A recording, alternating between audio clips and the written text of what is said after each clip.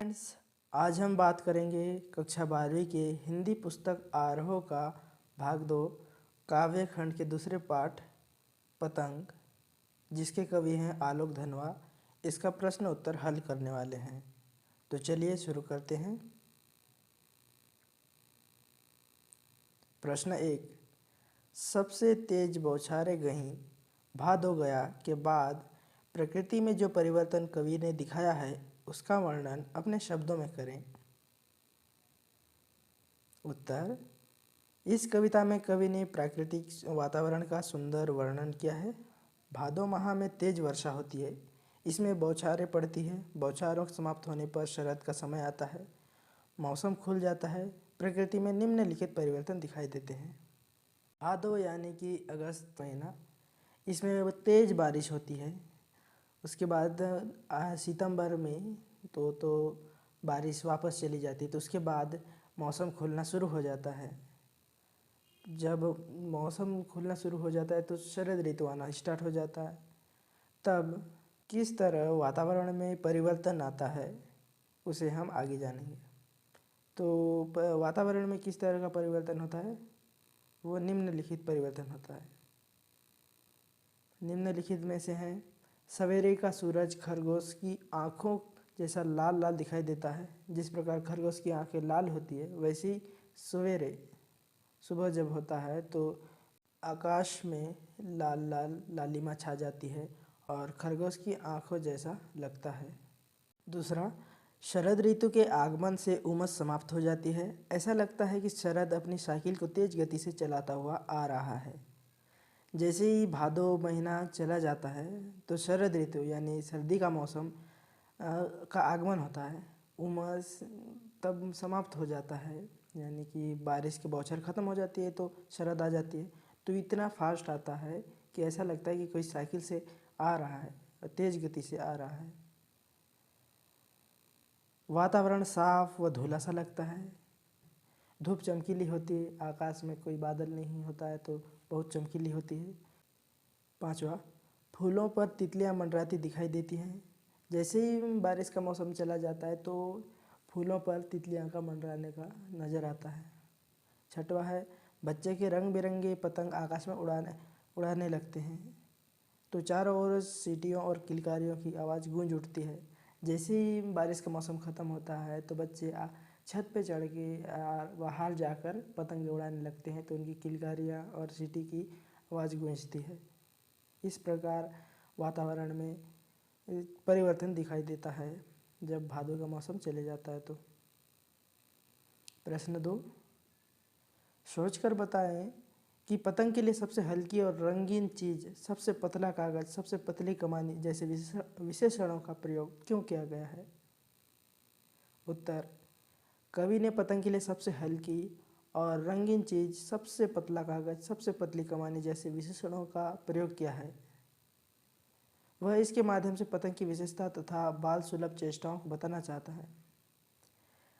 कवि पतंग को सबसे पतली और हल्की रंगीन चीज़ बताया है, पतली कागज़ और पतली कमानी का विशेषण का उपयोग करके यह बोलना चाह रहे हैं, यह कहना चाह रहे हैं। इसके माध्यम से बच्चे का जो बाल सुलभ मन है, बाल मन है, जो उनके सोचने का विचार है और बाल मन किस तरह होता है उसे दिखाना चाह रहे हैं। बच्चे भी हल्के होते हैं, उनकी कल्पनाएं रंगीन होती हैं। वे अत्यंत कोमल व निश्चल मन के होते हैं। जिस प्रकार बच्चे हल्के होते हैं और उनकी कल्पनाएं, उनके मन में एकदम रोमांचिक सा कल्पना होता है, उनमें कोई छल ना कपट कुछ नहीं होता, उन अपने ही मगन में रहते हैं।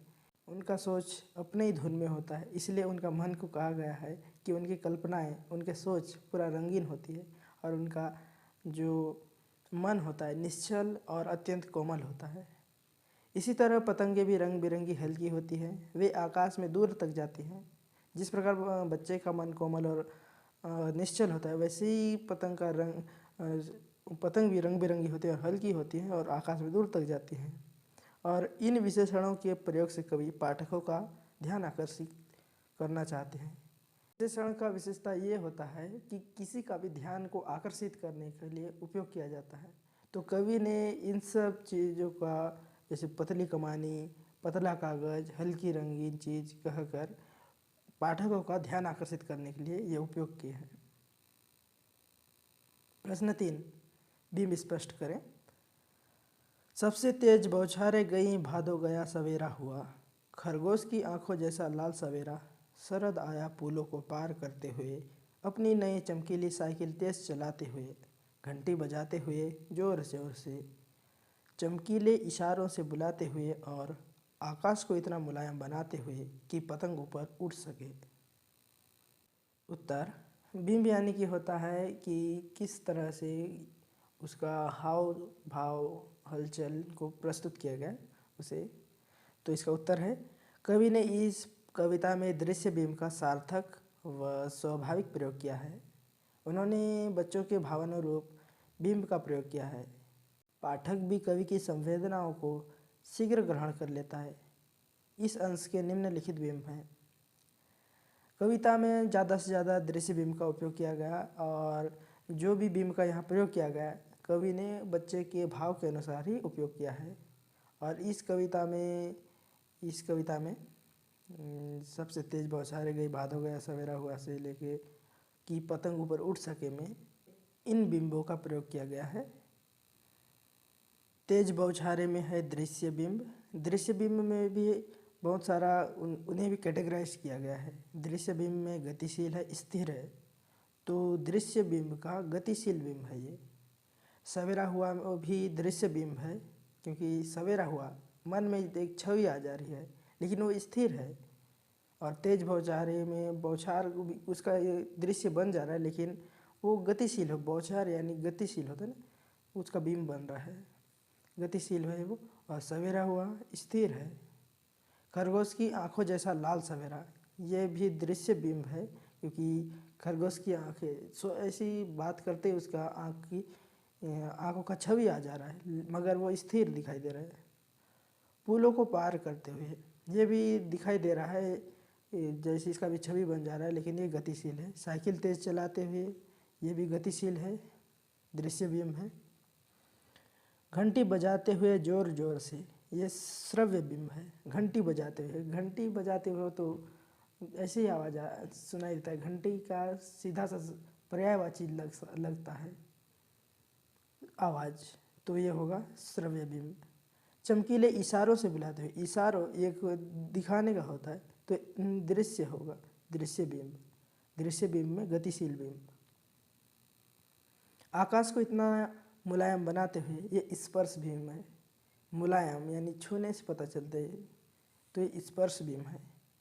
पतंग ऊपर उड़ सके, ये ऐसे एक छवि बन जा रहा है तो ये दृश्य बिंब है। दृश्य बिंब में ये उठ रहा है पतंग, तो ये गतिशील है। प्रश्न 4, जन्म से ही वे अपने साथ लाते हैं कपास। कपास के बारे में सोचें कि कपास से बच्चों का क्या संबंध बन सकता है।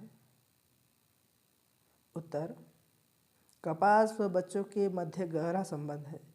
कपास हल्की, मुलायम, गद्देदार व चोट सहने में सक्षम होती है। कपास की प्रकृति भी निर्मल व निश्चल होती है। इसी तरह बच्चे भी कोमल व निश्चल स्वभाव के होते हैं। जिस प्रकार गद्दा या कपास से तो गद्दा बनता है। कपास इतना मुलायम होता है कि उसमें कोई कूदे या गिर भी जाए तो उसे चोट आसानी से नहीं लगती है। इसमें कपास में चोट सहने की क्षमता होती है। ये मुलायम होती है, हल्की होती है।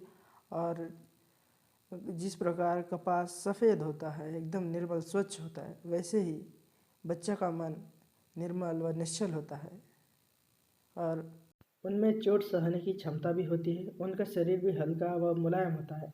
कपास वास्तव में बच्चों की कोमल भावनाओं व उनकी मासूमियत का प्रतीक है। कपास जो है चोट खुद भी सहता है, उसी प्रकार बच्चे भी सह लेते हैं। तो यहाँ पर कपास वास्तव में बच्चों की कोमल भावनाओं का और उनकी कोमल भावनाओं की मासूमियत का एक प्रतीक है। प्रश्न 5, पतंगों के साथ साथ वे भी उड़ रहे हैं। बच्चों का उड़ान से कैसा संबंध बनता है। उत्तर, पतंग बच्चों की कोमल भावनाओं का प्रतीक है, इसलिए पतंग के साथ बच्चों का अटूट संबंध है। पतंग उड़ाते समय वे अत्यधिक उत्साहित होते हैं। पतंगों के साथ साथ उनकी भावनाएं भी उड़ती जाती हैं। जिस प्रकार पतंग आसमान की ऊंचाइयों की हदों को उड़कर छूना चाहती है, उसी प्रकार बालमन भी ऊंचाइयों को छूना चाहता है और उसके पार जाना चाहता है। पतंग बच्चों की कोमल भावनाओं का प्रतीक है और पतंग और बच्चों के भावनाओं में कैसा संबंध है? वो अटूट संबंध है। दोनों ही एक दूसरे का पर्याय हैं। पतंग उड़ाते समय बच्चे बहुत ही उत्साहित रहते हैं। जैसे जैसे पतंग ऊपर उड़ता जाता है, बच्चे भी उत्साहित होते हैं और उससे अपना पूरा रिश्ता, पूरा संबंध, पूरा मग्न उसी के साथ उनका पूरा मन जुड़े रहता है। तो जिस तरह पतंग उड़कर आसमानों की हदों को छूना चाहती है, वैसे ही बच्चों का बाल मन बहुत ऊंचाइयों को छूना चाहती है और उसके पार जाना चाहती है और अपने सारी हदों को पार करना चाहती है। पतंग की उड़ान उनके लिए रंग बिरंगे सपने के समान है, जिसमें उनका चंचल मन खो जाना चाहता है। इसलिए कवि ने पतंगों के साथ साथ बच्चों के उड़ने की बात कही है। प्रश्न 6, निम्नलिखित पंक्तियों को पढ़कर प्रश्नों का उत्तर दीजिए। क, छतों को भी नरम बनाते हुए, दिशाओं को मृदंग की तरह बजाते हुए। ख, अगर वे कभी गिरते हैं छतों के खतरनाक किनारों से और बच जाते हैं तब तो और भी निडर होकर सुनहले सूरज के सामने आते हैं। अब प्रश्न देखते हैं। दिशाओं को मृदंग की तरह बजाने का क्या तात्पर्य है? उत्तर, दिशाओं को मृदंग की तरह बजाने का तात्पर्य यह है कि बच्चे चहकते और किलकारियाँ मारते सभी दिशाओं में दौड़ते फिरते हैं। जिस प्रकार उनके पदचापों से एक प्रकार का मनोरम संगीत उत्पन्न होता है, उनकी उत्साह भरी आवाज़ इस संगीत के सुरों को और भी मधुर कर देता है। दिशाओं को मृदंग की तरह बजाने का मतलब यह है कि जैसे बच्चे घूमने लगते हैं तो उनके पैरों की आवाज़, छोटे बच्चे होते हैं तो उनके चलने ढालने का हो, चाहे उनके बात करने का हो, सब उनकी मनमोहक लगती है। तो यहाँ कवि ने उनके चलने को बताया है कि उनके चलने जो चलते हैं तो उनका पदचाप की आवाज़ एक संगीत की तरह लगती है और उनमें जो उत्साह होता है और वो जो उत्साह उनमें होती है वो संगीत के सुरों को और भी मधुर कर देता है। दूसरा प्रश्न, जब पतंग सामने हो तो छतों पर दौड़ते हुए क्या आपको छत कठोर लगती है? उत्तर, ये आपको पूछा जा रहा है। पतंग उड़ाते समय हमारा ध्यान केवल पतंग उड़ाने में लगा रहता है। हमारा उत्साह, उमंग तथा निराशा पतंग के साथ जुड़ी होती है। जब पतंग सामने हो तो छतों पर दौड़ते हुए छत कठोर नहीं लगती। पतंग उड़ाते समय हमारा पूरा ध्यान पतंग पर नहीं होता है। हमारा सभी भावनाएं पतंग के साथ ही जुड़ी होती है, क्योंकि उस समय केवल पतंग ही दिखाई देते हैं और कोई कष्ट का अनुभव ही नहीं होता है, क्योंकि हमारा पूरा मन और मस्तिष्क पतंग से जुड़ा होता है, इसलिए कष्ट का अनुभव नहीं होता है। हमें कूदते हुए छत की कठोरता का एहसास नहीं होता। हम पतंग के साथ ही खुद को उड़ते हुए महसूस करते हैं।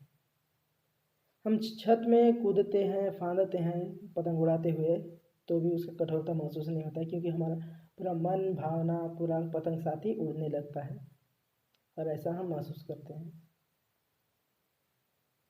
अगला प्रश्न, खतरनाक परिस्थितियों का सामना करने के बाद आप दुनिया की चुनौतियों के सामने स्वयं को कैसा महसूस करते हैं? उत्तर, खतरनाक परिस्थितियों का सामना करने के बाद हम दुनिया की चुनौतियों का मुकाबला करने में स्वयं को सक्षम पाते हैं। हम में साहस का संचार होता है और डर का भाव मन से निकल जाता है। फिर खतरनाक परिस्थितियों के आगे दुनिया की चुनौतियां स्वयं ही छोटी पड़ जाती है। दोस्तों, अगर आपको प्रश्न उत्तर का PDF चाहिए इस पार्ट का, तो आप मेरे टेलीग्राम चैनल क्लासमेट हेल्पर करके है, उसमें जाकर आप PDF डाउनलोड कर सकते हैं। अगर वीडियो पसंद आया तो लाइक करें, शेयर करें। Thank you for watching.